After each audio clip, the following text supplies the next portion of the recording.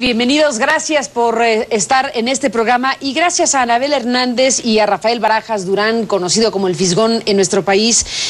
Rafael, editorialista gráfico de La Jornada, colaborador del Chamuco. Anabel, una periodista con la que hemos conversado varias veces en este programa. Bienvenida, Anabel. Gracias. Bienvenido, Rafael, gracias por estar aquí nuevamente los dos en este programa. Ahora con motivo de un conversatorio que se organiza precisamente para hablar del tema de los periodistas en estos días, prensa y sociedad. Estamos hablando de un conversatorio que se ha titulado Sin Censura, y bueno, pues con Lidia Cacho, con Anabel, con Marcela Turati, con Rafael, con Diego Osorno y con quienes están, digamos, en este país preocupados por la situación que se está viviendo en materia de defensores de derechos humanos y periodistas, que de pronto estamos en una suerte de mismo paquete por razones de la naturaleza de nuestro trabajo. ¿Han ustedes decidido alimentar esta discusión necesaria, este conocimiento necesario de lo que está pasando en México, pues empezando por la numeralia, ¿no? Esta numeralia que tristemente se va actualizando con los días y que nos habla de una lista demasiado larga, demasiado prolongada y demasiado impune en su existencia, de muertes, desapariciones y todo lo que implica hasta el exilio de algunos de ellos. Rafael, empecemos por ahí, empecemos con los datos disponibles, con la información que hoy se pueda razonablemente tener de un asunto de esta naturaleza. Bueno, los datos disponibles son muy preocupantes.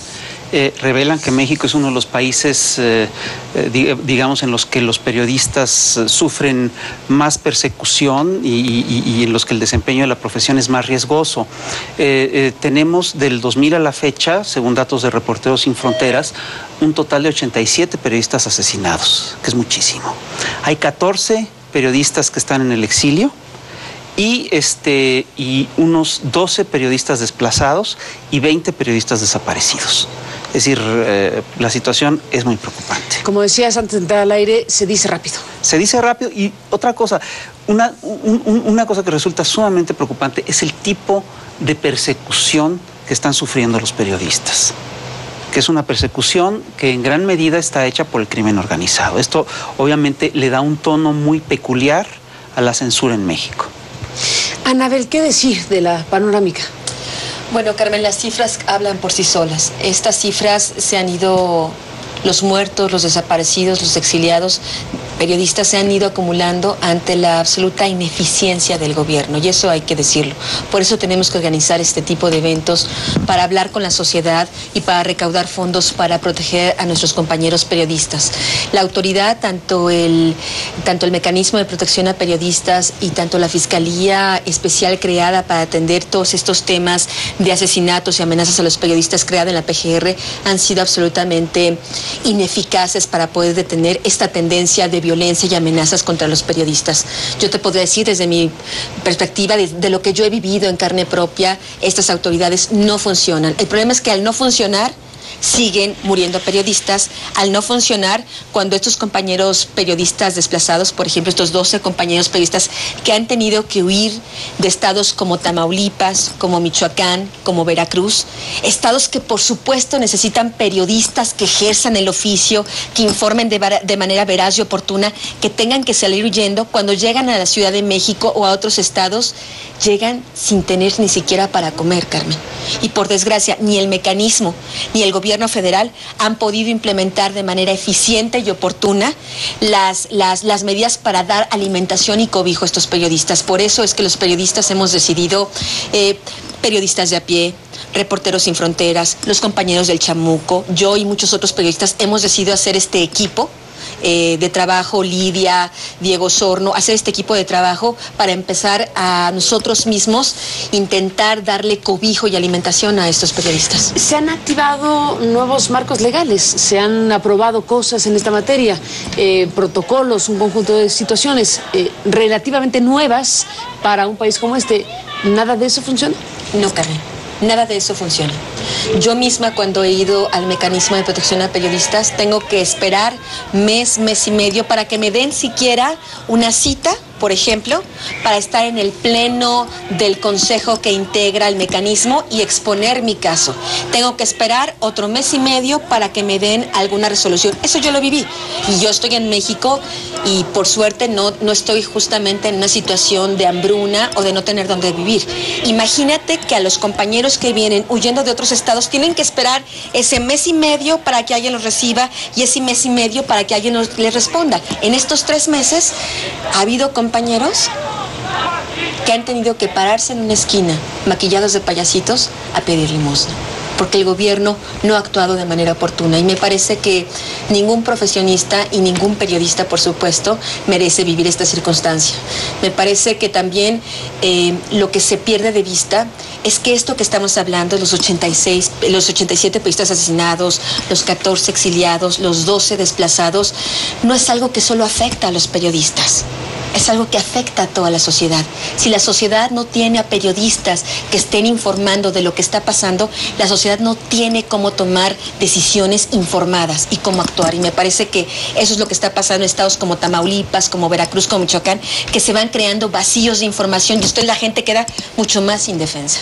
Bueno, ese es un punto, desde luego, Anabel, Rafael, las zonas del país en donde el grado de vulnerabilidad se acrecienta. Estamos hablando de lugares en donde efectivamente se concentra el mayor número de periodistas o que han tenido que salir del Estado o que han tenido que sufrir algún tipo de agresión o que han muerto en una agresión directa de o el crimen organizado o el cacique del lugar o un ente indeterminado, porque buena parte de la impunidad viene de ahí, de que no se sabe con claridad, porque no ha habido autoridad que lo investigue, quién es el responsable de este tipo de agresiones a periodistas. Hay como focos. Por supuesto. Y son las zonas donde opera el crimen organizado con más impunidad. Es decir, una zona, un foco rojo muy importante, obviamente, es el noroeste con Tamaulipas, está también Michoacán, está, por supuesto, el estado de Veracruz. Es decir, y estos focos incluso se han ido, está el noreste también, está el noroeste, en fin, estos focos además se van desplazando y van cambiando de intensidad, digamos, dependiendo de los vaivenes del negocio ilícito del narco, ¿no? Entonces, por supuesto que, es decir, esto tiene repercusiones geográficas, pero sobre todo yo creo que tiene repercusiones a nivel social muy profundo. Así, una de las cosas que estamos viviendo y que a mí me preocupa mucho es que se está deteriorando, como pocas veces se había deteriorado, el tejido social. No es que los periodistas seamos un sector que necesitemos, que pretendamos tener una protección especial, ni mucho menos, pero sí, es decir, a nosotros como periodistas sí nos toca solidarizarnos con nuestro gremio, para empezar. Y la otra cosa es que sí es un reflejo, el que los periodistas sean perseguidos, sí es un reflejo muy preocupante de lo que ocurre con el grueso de la población. Somos, digamos, una muestra muy indicativa de un sector que además es un sector privilegiado, porque es un sector que tiene voz. Y esto, por supuesto, que nos habla de la situación, de que estamos viviendo a nivel nacional una situación alarmante a nivel de seguridad pública. Déjenme, Rafael, Anabel, hacer una pausa y regresamos en esta conversación. En el marco de este conversatorio Prensa y Sociedad, el título Sin Censura, que bueno, es la aspiración máxima de una sociedad democrática, tener una prensa sin censura, y bueno, pues la realidad mexicana en este caso nos coloca frente a este espejo de qué tanta censura, qué tanta autocensura y qué tanta limitación en la prensa mexicana existe a partir de hechos de violencia tan directos como cuando le cuesta la vida a alguien que informa o comunica a sus auditorios o a sus lectores en diferentes partes del país. Volvemos después de la pausa con estas cifras, con estas reflexiones, con esta obligada circunstancia para los periodistas y para la sociedad. Volvemos después de estos anuncios.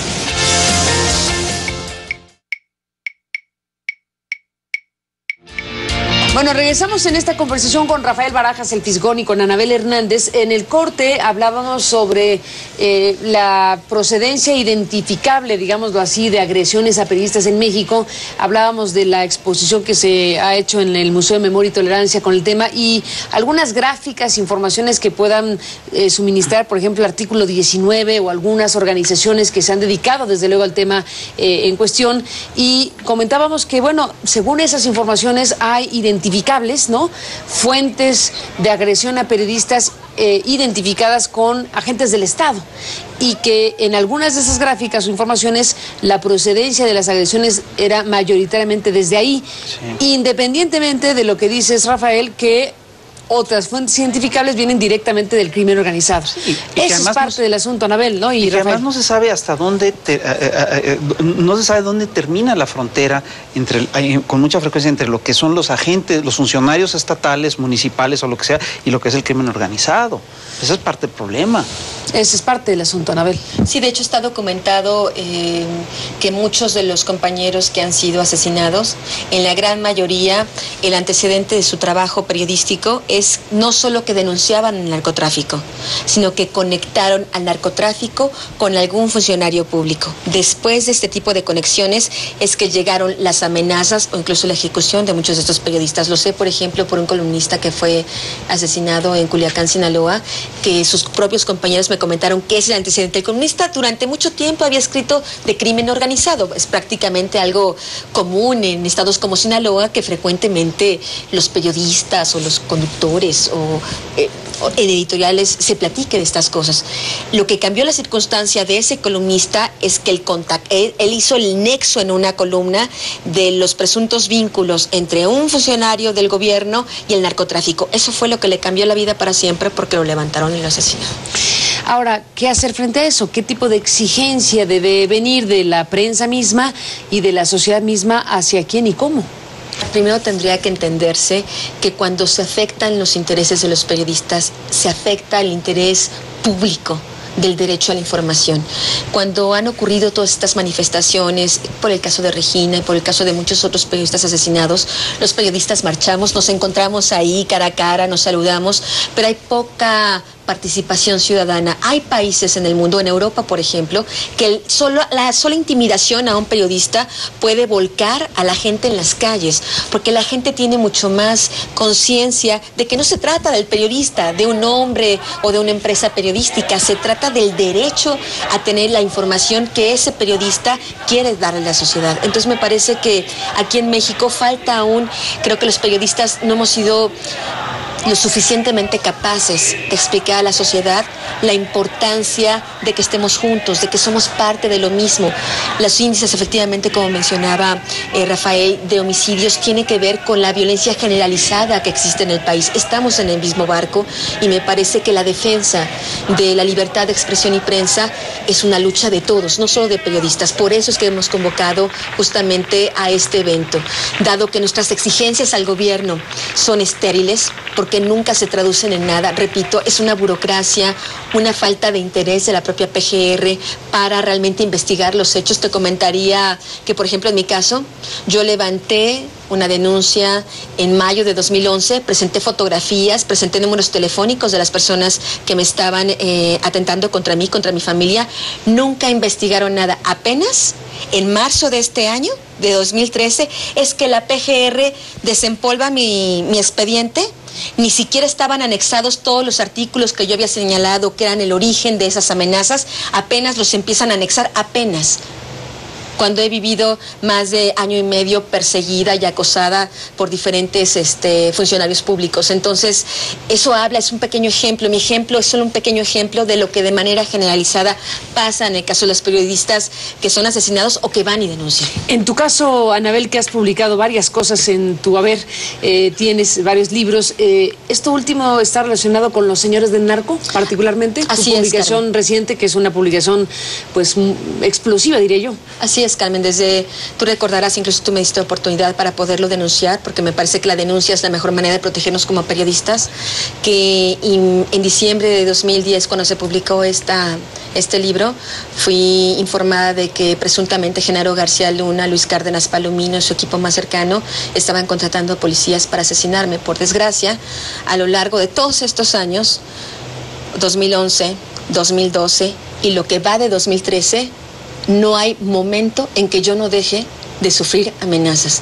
He documentado cada una de estas ante la CNDH, he documentado cada una de estas y he presentado incluso fotografías de gente que me está persiguiendo ante la PGR y nunca han investigado nada. Ahora que empiezan a investigar, encuentran incluso la presunta participación de incluso de elementos del Ejército, no solo de la Policía Federal. ¿Esta investigación está abierta en la PGR? En la PGR. ¿Y tienes información de esto último? ¿Proveniente de la propia PGR? Sí, no puedo revelar más información porque ahora finalmente están empezando a investigar cosas realmente y me he encontrado con cosas realmente terribles. Y es increíble que después de año y medio el gobierno federal haya sido absolutamente indolente ante lo que yo y muchos otros compañeros hemos sufrido durante todo este tiempo. Por eso creo que es importante, además de mantener la exigencia, comenzar a actuar y tratar de tomar lo que esté en nuestras manos, cuando menos para proteger y darle cobijo a esos compañeros que realmente están muy solos, que no tienen la protección del Estado, y me parece que como sociedad y como periodistas nos corresponde protegerlos y ayudarlos. Este grupo de periodistas está planteando que como hay ineficiencia gubernamental, entonces los propios periodistas, este grupo de periodistas donde están ustedes incluidos, incluso está haciendo una recaudación de dinero, lo cual también es difícil porque implica un conjunto de cosas. ¿Qué le dicen ustedes al auditorio que en el caso mexicano nos pueda estar siguiendo en este programa sobre ese mecanismo ciudadano de periodistas convocando a la sociedad, ayuden a esta causa? ¿Qué idea es? ¿Quién recibe ese dinero? ¿Cómo garantizan que será bien usado? ¿Qué protección hay para la gente que les dé dinero y que será usado para esta causa? Cuéntenme de eso, porque desde luego siempre cuando se habla del componente dinero hay que ser súper crudo en las preguntas. ¿Cómo se garantiza que ese dinero será usado en lo que se debe? Claro. Bueno, detrás de este evento están organizaciones tan importantes y serias como Reporteros Sin Fronteras, que es una organización internacional de protección a periodistas. Está esta organización de compañeras que hacen un trabajo impresionante, calle por calle, periodistas de a pie, que encabeza Marcela Turati, Daniela Pastrana y otras compañeras.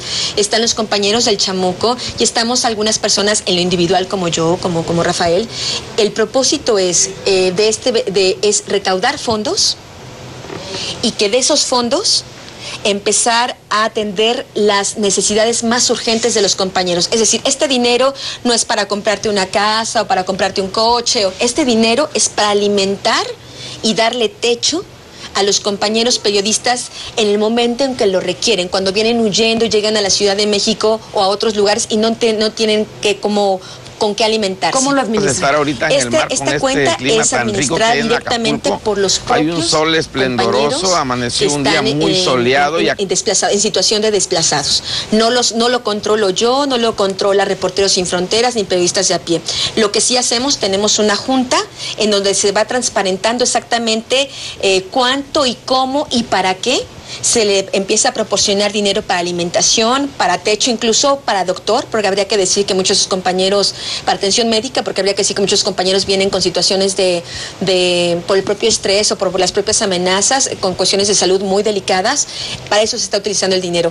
Vamos a transparentar absolutamente y vamos a publicar constantemente en boletines de prensa los estados de cuenta donde venga claramente para qué se está utilizando el dinero. Por supuesto, por las propias cuestiones de seguridad, por la naturaleza que estamos hablando, no podemos revelar el nombre de los compañeros específicamente, pero sí podemos revelar por número cómo se va distribuyendo ese dinero. Déjenme hacer una pausa y regresamos en esta conversación. Ha habido incluso subasta de caricaturas. Sí. Tú has sido partícipe junto con otros caricaturistas y moneros en México en una de estas ideas, bueno, que se han compartido con el auditorio y con la sociedad mexicana. Después de la pausa, cuéntanos de eso. Claro, sí.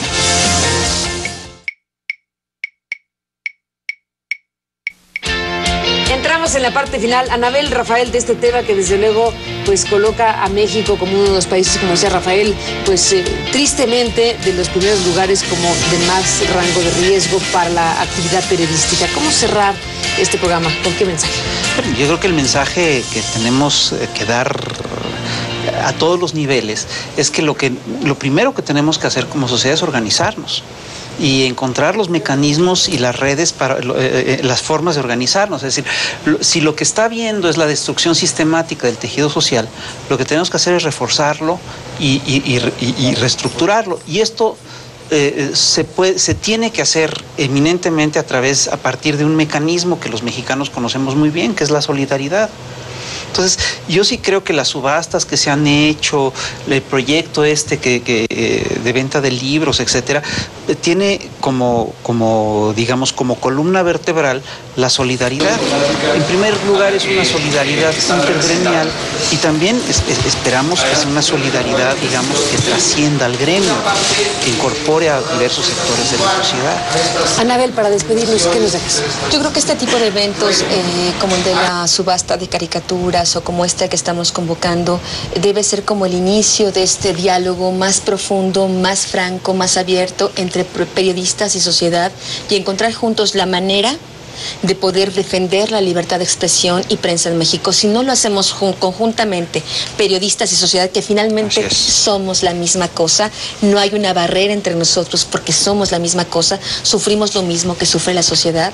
Si no encontramos juntos una respuesta, el gobierno, las autoridades, el crimen organizado, los intereses políticos y policíacos seguirán atentando contra la libertad de expresión. Me parece que la gente no debe de perder de vista, y lo repito otra vez, que el principal damnificado de estos periodistas asesinados, de estos periodistas exiliados y de estos periodistas desplazados o desaparecidos es la sociedad. Y bueno, como bien se sabe, la medida de la salud de una democracia está asociada directamente a su prensa libre o no, a su capacidad de informar o de expresar ideas e informaciones diversas, y en esa medida es precisamente que estamos hablando de una u otra calidad de vida democrática, entre otras muchas cosas, asociado a lo que dice Anabel, desde luego, que la afectación a un periodista es una afectación directa a los derechos fundamentales de la sociedad, el derecho a la información, el derecho a estar enterado, el derecho a saber. Así que bueno, pues creo que este conversatorio, sin censura, poner nuevamente la mirada en lo que sucede en México con estas cifras que, como decíamos, se van actualizando tristemente. Cada día se van actualizando la conversación que sostenemos en este programa, y vamos en una cuenta de 87 periodistas asesinados, de 14 exiliados y de 12 desplazados, más 20 registrados como desaparecidos. Son estas cifras que, como dice Rafael, se dicen rápido, se dicen fácil, pero que nos retratan una realidad absolutamente ya inaceptable para un país, en este caso el nuestro, que es México. Gracias, Rafael. Gracias, Anabel. A los dos, gracias. Y a usted por permitirnos estar con usted en el programa. Pásala bien, hasta mañana.